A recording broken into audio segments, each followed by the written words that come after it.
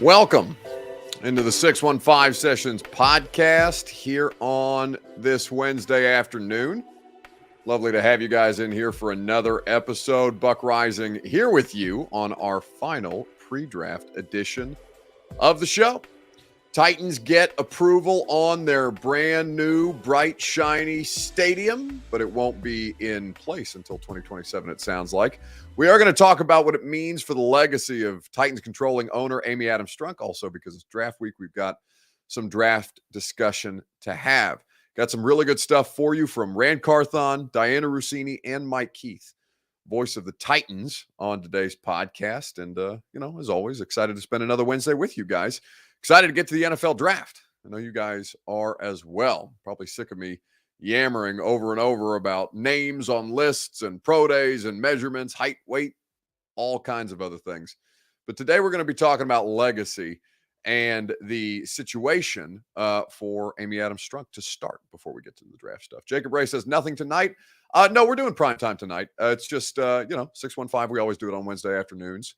And I have Greg Cosell at 3 o'clock today. So, in the middle of trying to get everything together, it's just going to be you and me twice today. And I think that's okay. I think we can spend a little additional time together. I promise I won't bite, Jacob, unless you try to come at me with an argument about, what was it? Air yards, or not even air yards, yards thrown, I believe was the stat I freaked out about yesterday. Anyway, this podcast is presented by so many great sponsors that we are happy to have as a part of this show and who you will be happy to have in your life. Of course, we come to you from the Superbook Studios. Superbook.com is where you go for the best odds boosts and promo bets out there. Relax the Back. Hashtag We've Got Your Back. Nashville is what Relax the Back offers you. Bed, recliner, office chairs, you name it. If you're having back problems, Relax the Back is the spot that you go to. And Two Rivers Ford in Mount Juliet. Two Rivers Ford in Mount Juliet, or online at tworiversford.com for quality American-made Ford vehicles. Yes, the air yards rant was great, says Jacob Ray. Austin loved it. I didn't catch the morning show, but I know that Austin was watching live the other night when I had a bit of a freak out. So I do appreciate that they tolerate my temper tantrums from time to time. Trevor Thomas on the stadium says they have 4 years now to try and figure out how the hell to sell out the stadium. Well, I mean, it's not hard, right? So let's start with the stadium stuff. And then we can move on and talk about, the idea of selling out the Titans stadium, right? Because they do get the official approval on the stadium deal. It goes through last night a third reading that takes it late into the night, so late into the night, as a matter of fact, that they sent us a press release announcing this officially at 1:17 a.m. So the Titans ended up on the winning side of the vote, 26-12 in the stadium approval process. Metro Nashville Sports Authority, the owner and the landlord of both the current and new stadium, unanimously approved the stadium agreement way back on April 4th. So Amy Adams Strunk put out this statement. She's very excited. For more than 25 years, Nashville, Tennessee has been the Titans' home. And with the approval of the new stadium agreement, we are grateful to know the Titans will be a part of this great city and state for decades to come, blah, blah, blah, blah, blah. Like, you can go read Amy's statement if you want to. Here's the angle that I think is most interesting about the Titans stadium. Because I don't know where you're going to be in 2027. I don't know where I'm going to be in 2027. I don't know where Jeff Simmons, Derrick Henry, Ryan Tannehill, Traylon Burks are going to be in 2027, right? We have no idea. But there's a couple of things that pique my interest right away. First and foremost, the idea that the stadium, it's happening because the Titans are in Nashville, right? The Titans moved from Houston to Nashville. The Oilers moved from Houston to Nashville, the Tennessee Oilers, then the Tennessee Titans. Bud Adams bringing professional football to the state of Tennessee, and them having been here for over 25 years at this point.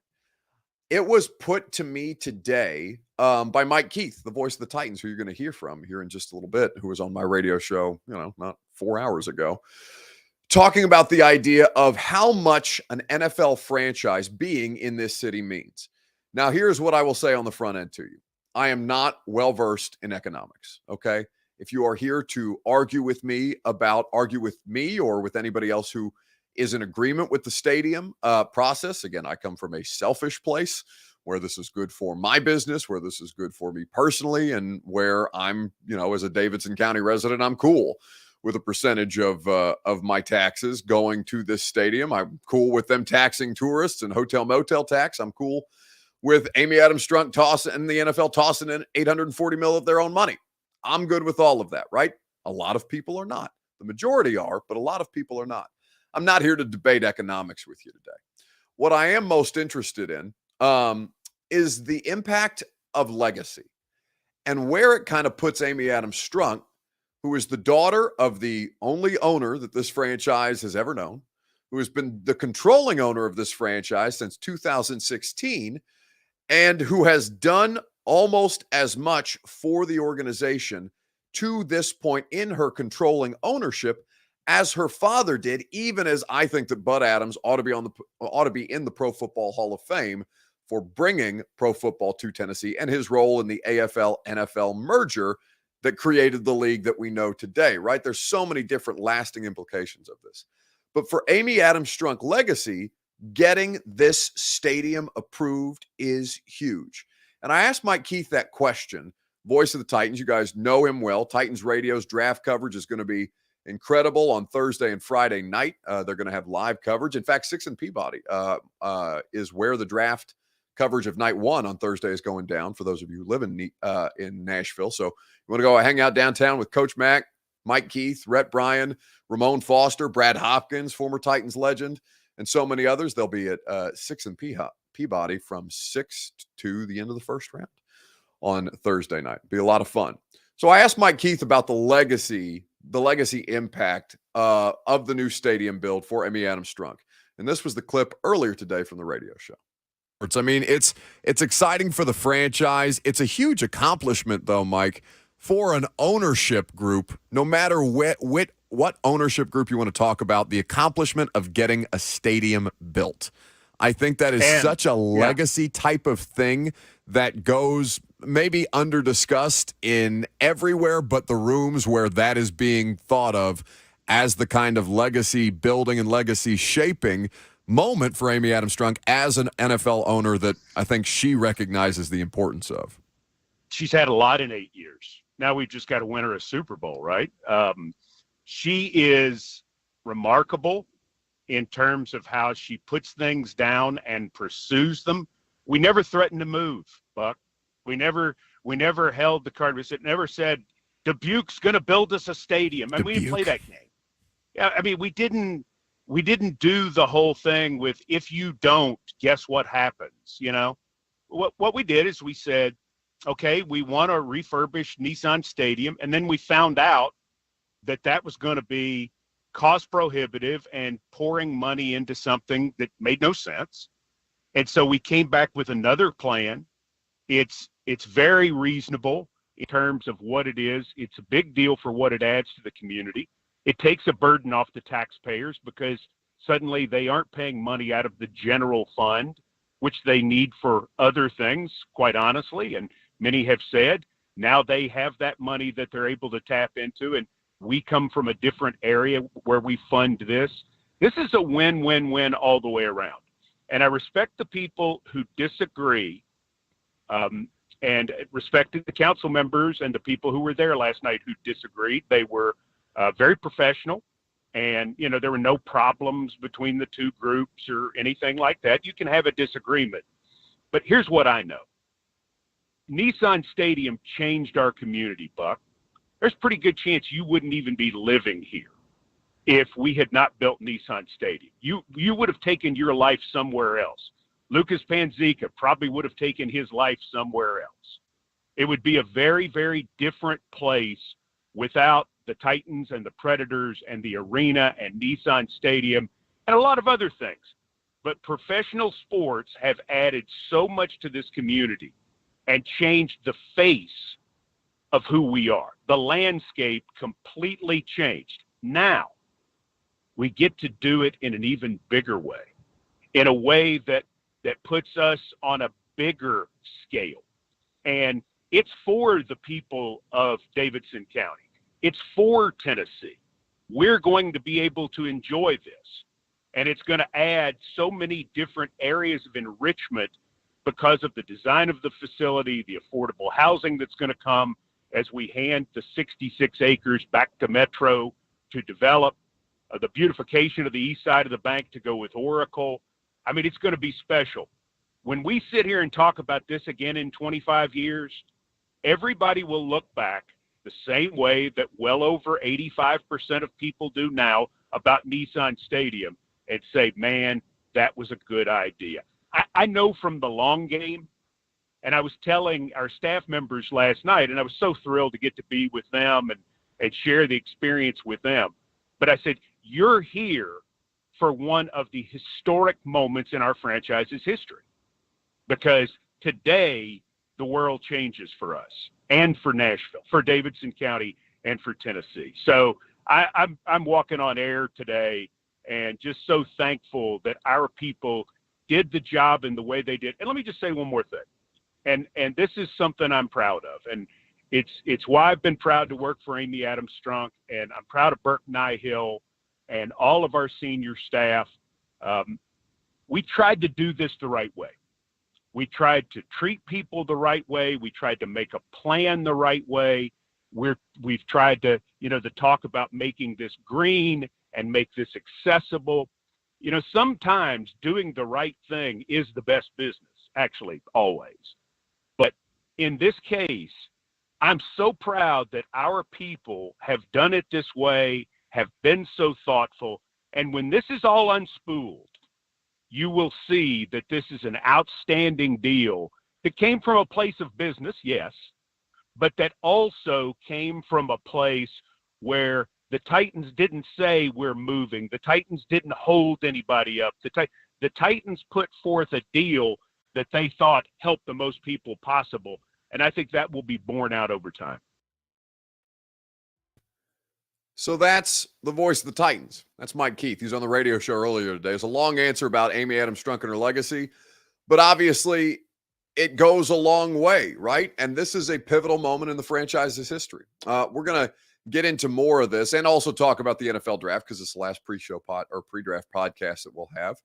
The 615 Sessions podcast is made possible by the great folks at Two Rivers Ford. Two Rivers Ford is a business a business you can trust, and they have been that for 40 years here in Middle Tennessee. It's the best feeling in the world to be able to walk into a locally owned business and know immediately that they are trustworthy. That is the experience that you get anytime you set foot in Two Rivers Ford. Two Rivers Ford always does business with integrity. You get honest answers and upfront pricing, zero pressure in the car buying process. And Two Rivers Ford sells all their new non-specialty Fords below MSRP, so you know you're getting the best price. Two Rivers Ford has been in business for 40 years, like I mentioned, and they can't wait for the next 40 with you as their customer.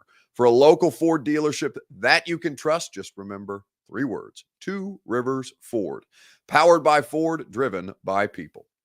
So I know a lot of you guys are excited about the new Titan Stadium, and it'll be quite some time until we see that come to fruition. Although I'm sure construction will begin as soon as humanly possible, and they can start to get this thing underway on the East Bank. We'll see what happens with everything else that's going on at this point. And we'll have plenty of time to talk about the stadium between now and 2027. Carter Shelby Thorpe says, dang, Buck, you're busy. 104.5 and now an afternoon show. How ready are you for this draft to be over? I hate the pre-draft process. If I'm being completely honest with you, I can say that now that it's over. And you guys probably know this with, how this goes on. But listen, I love having the radio show. We only do this is the 615 Sessions podcast. We only do it once a week on Wednesdays. I get to do the Greg Cosell podcast afterwards, where I'm going to talk X's and O's. Going to do an all Vols episode of the Cosell podcast here in about 45 minutes. That one's not live though. Got to wait till 6 until that drops in your podcast feed, and then we'll do the primetime show tonight. That'll be the last one I have to do, and then tomorrow and for the next 3 days after that, I'll be locked in the facility over at Metro Center, just about less than a mile from my home here in downtown Nashville. And I'll spend 3 days with your favorite football team and figure out who your new favorite football players are going to be, and talk to your GM and talk to your head coach. And interview prospects on Zoom or the draft picks on Zoom, and that'll be how it goes down. So, yes, I am busy, but it's great. I'd rather, it's stupid that people pay me money to talk about football for a living. So, I'll keep taking their money and I'll keep talking to microphones as long as people are willing to pay me to do it. Love that for me. I think though that for the draft process, right? The question is, who are they going to take at 11? And I was at a charity event last night with Mike Vrabel, as a matter of fact. He was kind enough to do a Q&A session with some Titans fans who bought tickets to the charity event for my colleague, Kayla Anderson, who also hosts a show on The Zone. And Mike came, did a Q&A session with Rhett Bryan, and then took questions from the audience. And he was asked, obviously, about, hey, what are they doing at 11? And he said, well, if you can tell me who they're going to take, who the first 10 picks are going to be, I'll tell you exactly who we're going to take at 11. But it's a draft. Nobody knows. So for me to tell you who they're taking at 11, I would also need to know who the first 10 picks are. But what I'm not going to say definitively, because there's always a chance, but what I can with great confidence tell you is that I do not think that the Tennessee Titans are trading up to the 3rd overall pick. Now, I'm going to explain to you why this is here in just a second. You're also going to hear from Dianna Russini of ESPN, who was on my radio show last week, explaining how the Titans feel about the quarterback prospects in this draft. So with all the discussion all over the place, Tennessee trading up to 3 seems less and less likely every minute that passes. The reason why, and I spoke a little bit about this on the radio show, not very long, but just enough to get the point across. Teams who are trading in to the top 10, where Tennessee is picking at 11, so they would be trading up into the top 10 if they were to do so. With very few exceptions, teams trading into the top 10 have already made that transaction. They don't do those deals on draft day. If a team is trading into the top 10 of the NFL draft, then it is highly unlikely that they would do so on draft night, because if that team is going up, they know who they're going to take. They want to do their research. They want to be prepared. If the vetting process pans out poorly for the player that they went up there to get, well, then at least it gives them time to make the necessary adjustments. Trading up at this point into the top 10, at least in the first round, just the first round specifically, what they do for the rest of the draft, I can't say, right? But it is almost a 0% chance that the Titans trade up in tomorrow night's first round of the NFL draft. If you're hearing this recorded as audio only, where we're doing this on video right now, or maybe you're watching it back on YouTube after the fact, Thursday night, we're doing this on Wednesday afternoon, about 2:20 p.m. If the Titans were going to trade up, would have happened by now. I can say that with almost complete confidence. Now, that leaves me just enough wiggle room to say, listen, anything's possible in the NFL draft, and precedents are made to be set and broken. But at this point, it seems highly unlikely that Tennessee is going to pull the trigger at this stage. Now, maybe the unexpected happens. Maybe Houston, in fact, does not take a quarterback at 2, and that starts a bit of a feeding frenzy to get up to 3. So I asked Dianna Russini what she's been hearing about potentially the Titans and the 3rd overall pick that currently belongs to Arizona. This was her appearance last week on the radio show. Since we're talking about the draft at this point, and we'll let Dianna go here shortly so she can actually do her job and quit screwing around with us. The 3rd overall pick is something that is of interest here locally, not just because Monty Ossenfort is in Arizona now by way of the Titans front office, but because they have been doing their homework here, Dianna, as you well know, on the quarterbacks at this point. Ryan Tannehill's in an expiring contract situation. To this point, they have not looked at restructures based on the last time I talked to people about this, but that's always still something that's in play.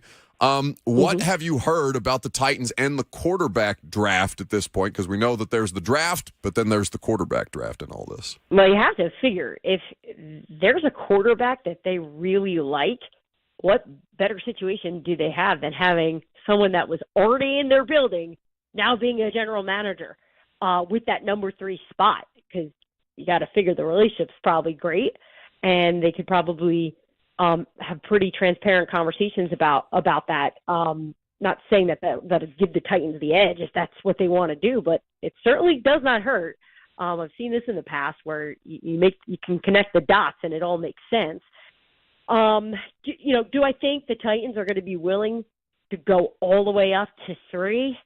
Look, if they see a guy if there is a quarterback, and I have not heard of one that this building is in love with. Yeah. As of right now, there's not one that is knocking everyone's socks off. But I could not have all the information. There could be one out there. And maybe they think this could be worth it. I just think they'd have to give up a lot, and I'm not sure if they're in a position to do that at this point. But look, I was on the show with you a year ago telling you they ain't trading A.J. Brown. Oh, but Dianna, trading A.J. Brown. Everybody was. That's so not on you. On draft night, you very rarely report news, because especially a scoop like that on draft night. Like as I'm like tweeting it, I'm thinking to myself, this is insane. I was just saying a completely different story 10 hours ago. But things happen. So look, I think we'd be crazy to think that Tennessee's not in the quarterback market. I think that is definitely something that they're talking about, they're discussing. It's just, are they going to be willing to move up to go get one? And right now, so far, the answer has been no. We'll see what happens tomorrow night. At this point, I think it's highly unlikely that the Titans trade up to 3. The 615 Sessions podcast is presented by Relax the Back. It's a new partner that we've got around here and one that we're very grateful for. I was having back issues earlier this week, as a matter of fact. Tweaked something while I was working out. It's always a not subtle way to be like, I work out, bro. But I went to work out one morning before the radio show. I tweaked something in my back. I gave my friends at Relax the Back a call to figure out what I could be doing to mitigate those issues. Not just from my workout is what we were able to determine, but it was an issue that has been continuing to progress because I sit and have sat for the longest time in an uncomfortable office chair. I checked out all the different varieties that they have at Relax the Back. They don't just have office chairs, loungers, recliners, mattresses for those of you who are dealing with back issues. If you have dealt with back issues in your life, you know what kind of hell it can be. That's why at Relax the Back, their hashtag is We've Got Your Back Nashville, because they want you to work better, live better, and feel better every day. It starts with your back. It starts with your ability to be comfortable, to heal and recover, to make sure that you're getting adequate sleep. For more information, go to relaxtheback.com, and you can check out their social media channels for all of their available inventory. So at this point, tomorrow night is going to be a shit show, right? Tomorrow night, no matter what happens, even if it ends up being Peter Skoronski, right? The tackle who may not be a tackle, but might be a guard, but still a really damn good offensive lineman. If we come out of tomorrow night and I'm driving home at, probably, well, thank God, actually, the Titans pick early in the first round. I can go home pretty early in the evening, which will be swell. Love that. Love an early draft evening as opposed to the last couple of years where they've been picking in the late 20s, because that means I got to sit through a whole bunch of other picks. And I doubt there's going to be anything as dramatic to keep my attention like an A.J. Brown trade.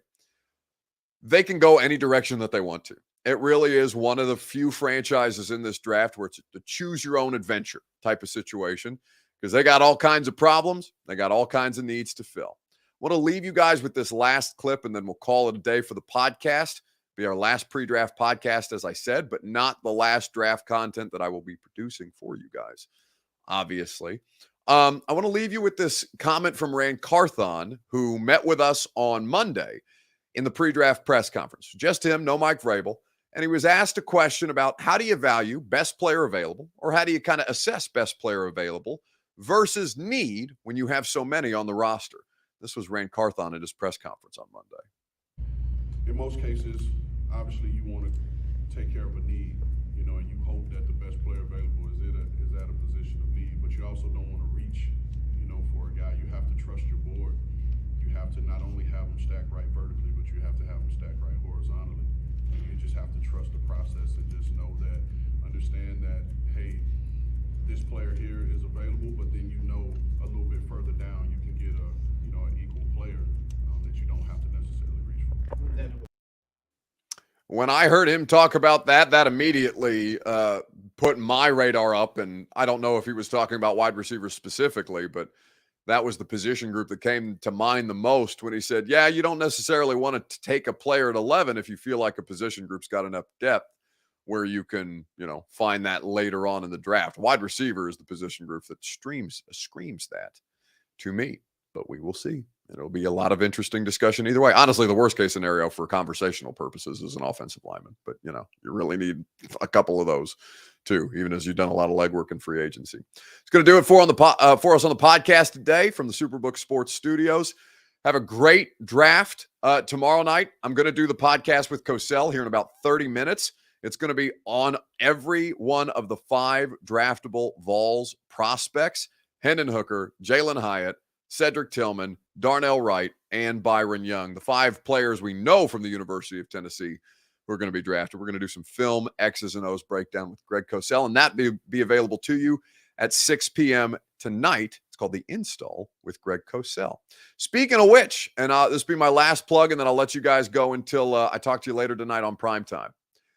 We are doing a live show. Greg Cosell is flying down here from Philadelphia. The executive producer of NFL Films is flying to Nashville to do the podcast live that we do each and every Wednesday for a studio audience of you guys to just for the purposes of breaking down the Titans 2023 draft class. And we don't know who's going to be in the draft class yet, but you know damn sure that you're not going to get any better information from anywhere else in the NFL media business than with Greg at that event, May the 20th. Here in Nashville at the Hutton Hotel, the Analog in the Hutton Hotel. Tickets are available at 1045thezone.com. It's only $25. It's going to be such a cool event. Drinks, food, also going to be available. We're going to have some special football Titans-related guests that we will tell you about as we get a little closer in the lead up to it.